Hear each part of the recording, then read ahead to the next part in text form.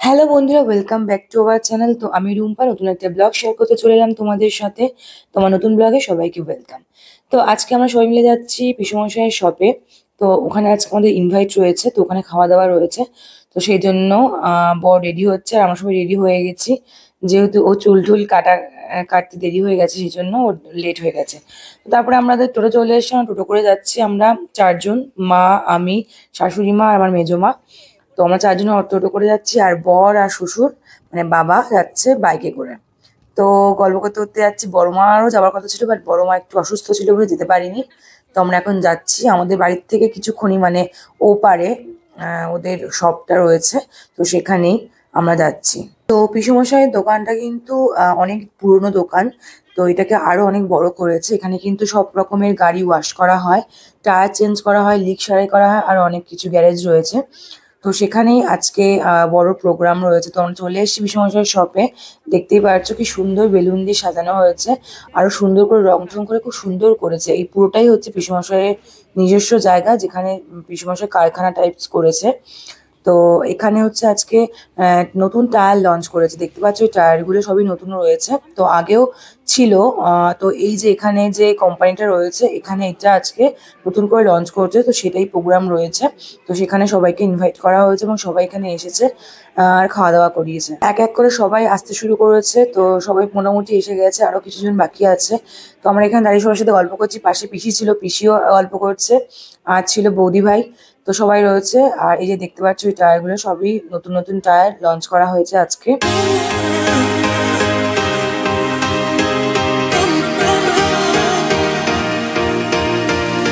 তো বড় মিটিংও ছিল। আর এই যে কেকগুলো এনেছে, এটা হচ্ছে পিসির মেয়ে মানে দিদিভাই এই কেকটা বানিয়েছে। দিদিভাই থাকে কলকাতায়, তো খুব সুন্দর কেক বানায়। তো এই কেক দুটো দিদিই বানিয়েছে। তো দারুণ টেস্ট ছিল, খেতেও ভালো ছিল, মানে একদম হাতে যে ক্রিম লেগে যায় বা কিছু এরকম কোনো ব্যাপারই না, এত দারুণ মানে খেতে ছিল, টেস্ট ছিল, দারুণ ছিল। আর খুব সুন্দর করেছিল। যাই হোক, কেকটা খাওয়া হয়ে গেছে, তারপর আমি ফটো শুট করছি। এইটা হচ্ছে দাদার মেয়ে। তো ও ফটো তোলার কথা বললে একদম এক পায়ে চলে আসে। এমনি সময় যদি বলি আয় আয়, আসবে না। যদি বলি চল সেলফি তুলবো, তো চলে আসে সেলফি তোলার জন্য। তো সেই জন্য ওকে নিয়ে সেলফি তুলছিলাম। আর তারপরে চলে আসলাম কারখানার পেছনে, মানে ভিতর দিকটায়। এখানে রয়েছে, দেখতেই পাচ্ছ, এখানে ওই যে মিস্টার থাকে, এখানে ওকে অনেকদিন দিয়ে রাখা হয়েছে, প্রায় 3 বছর ধরে ওকে রেখেছে এই কারখানাটা পাহারা দেওয়ার জন্য। তো তারপরে আমরা চলে আসলাম খাওয়া দাওয়ার জায়গায় খেতে, মানে খুব খিদে পেয়ে গেছিল। আর তারপরে পিসেমশাই বললো খেয়ে নেওয়ার কথা, তো আমরা চলে আসলাম। তো বাবা আমাদের সাথে বসার চান্স পায়নি, বাবা বসেছে পাশের ব্যাচে। কিন্তু ওখানে বাবাদের এখনো টেবিল পরিষ্কার হয়নি, খাওয়া দাওয়াও দিচ্ছে না, আমাদের আগে শুরু হয়ে গেছে।